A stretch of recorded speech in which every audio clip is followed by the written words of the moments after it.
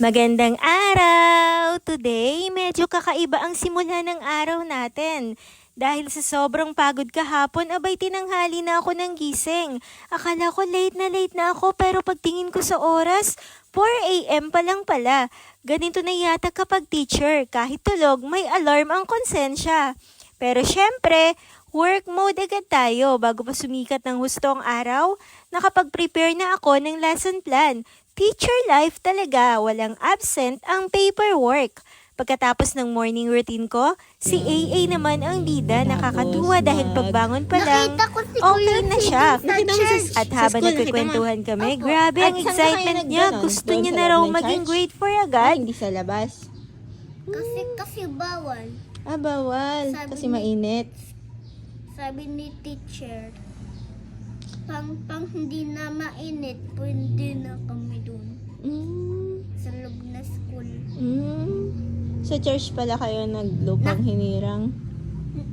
Nandun si Kuya nasa pasok na. Nakapants siya na black.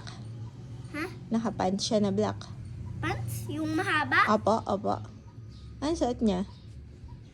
Pants. Pants, ana. Kasi grade 4 na siya. Ako, Kinder 2. ayokong kinder to. Bakit naman ayaw mo maging kinder 2? Hindi ko nabibigay si Kuya sila ng wisdom.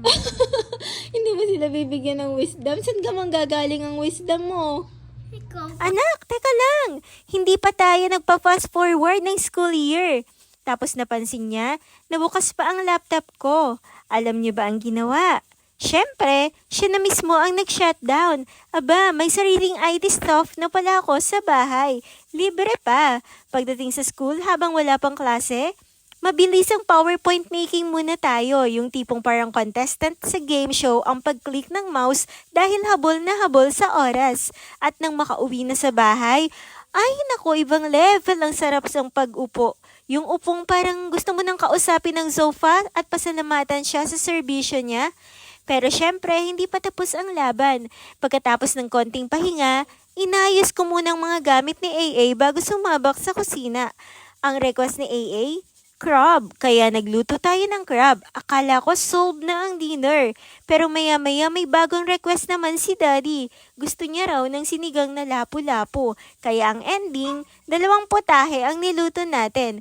Parang restaurant ang peg ngayong gabi. Ang isang customer gusto ng crab, ang isa naman gusto ng sinigang, at ang chef, ako rin.